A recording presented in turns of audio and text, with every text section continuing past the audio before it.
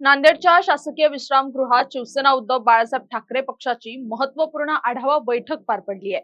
बाळासाहेब ठाकरे जन्मशताब्दी महोत्सव आणि पक्षप्रमुख उद्धव ठाकरे यांच्या वाढदिवसानिमित्त विविध सामाजिक उपक्रम राबवण्याचा निर्णय या बैठकीत घेण्यात आला। त्याचसोबत शेतकरी आणि नागरिकांच्या अडचणी सोडवण्यावर भर देत कोणी बंडखोरी केली तरी फरक पडत नाही, त्याहून सक्षम कार्यकर्ते तयार करू असा विश्वास संपर्क प्रमुख बबनराव थोरात यांनी व्यक्त केलाय। पाहूयात काय म्हणालेत बबनराव थोरात। शिवसेना उद्धव बाळासाहेब ठाकरे पक्षाच्या सर्व प्रमुख पदाधिकाऱ्यांची बैठक आज नांदेड येथे आयोजित करण्यात आली होती।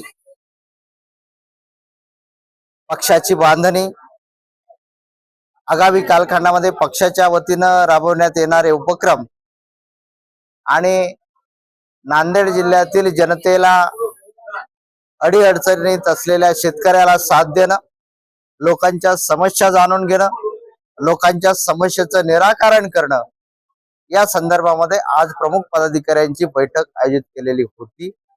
वंदनीय हिंदू हृदय सम्राट शिवसेना प्रमुख बाळासाहेब ठाकरे यांचं जन्मशताब्दी वर्ष आहे आणि त्या जन्मशताब्दी वर्षानिमित्तानं देखील नांदेड जिल्ह्यामध्ये विविध उपक्रमांचं आयोजन जिल्ह्यातील शिवसैनिकांमार्फत करण्यात येत आहे आणि त्याचीच प्रचिती म्हणून आज जन्मशताब्दी वर्ष, त्याचप्रमाणे वंदनीय शिवसेना पक्षप्रमुख उद्धव साहेब ठाकरे यांच्या जन्मदिनानिमित्तानं कीर्तन सोहळ्याचं आयोजन देखील नांदेड मध्ये केलेलं आहे।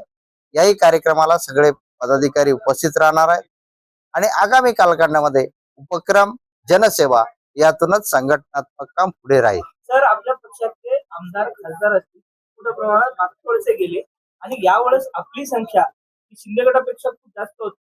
ती संख्या आता 3 वर आली। ही पडझड कसं बघता?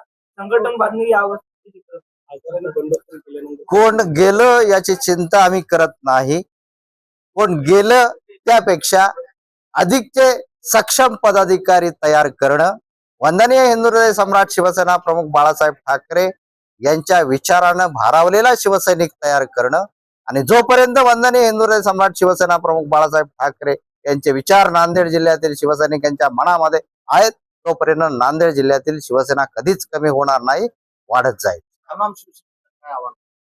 तमाम शिवसैनिकांना हेच आव्हान आहे की कोण गेलं त्याची चर्चा करण्यापेक्षा आपल्याला आपली संघटना कशी वाढवता येईल यासाठी विचार करणं आणि त्याची कृती करणं हे आवश्यक आहे। त्या दृष्टिकोनातून आमचे सगळे पदाधिकारी कामाला लागलेले आहेत। काही दिवसानंतर जिल्हा परिषद निवडणुका आल्यात, त्यामध्ये कशी काय करणार आहे? आम्ही आता सगळ्याच जिल्हा परिषदेतल्या सर्कलच्या पदाधिकाऱ्यांच्या बैठका घेत आहोत। ज्या ज्या ठिकाणी आम्ही यश संपादन करू त्या ठिकाणी लढणारच आहोत। ज्या ठिकाणी आमची ताकद कमी आहे तेथील पदाधिकाऱ्यांना ताकद देऊन त्या ठिकाणी कसे सक्षम उमेदवार उभे करता येईल यासाठी आमचा विचार विनिमय चालू आहे। आज अण्णाभाऊसाठी जयंती आहे, आमदार चळवळीचं योगदान आहे आणि बाळासाहेब ठाकरे साहेबांचं कामगारांसाठी योगदान होतं। शिवसेना ही कार्यकर्त्यांसाठी कामगारांसाठी तयार झाली, सत्तेसाठी नाही, कसं बघताय? अण्णाभाऊ साठे यांनी शाहिरीतून लोकचेतना पेटवली।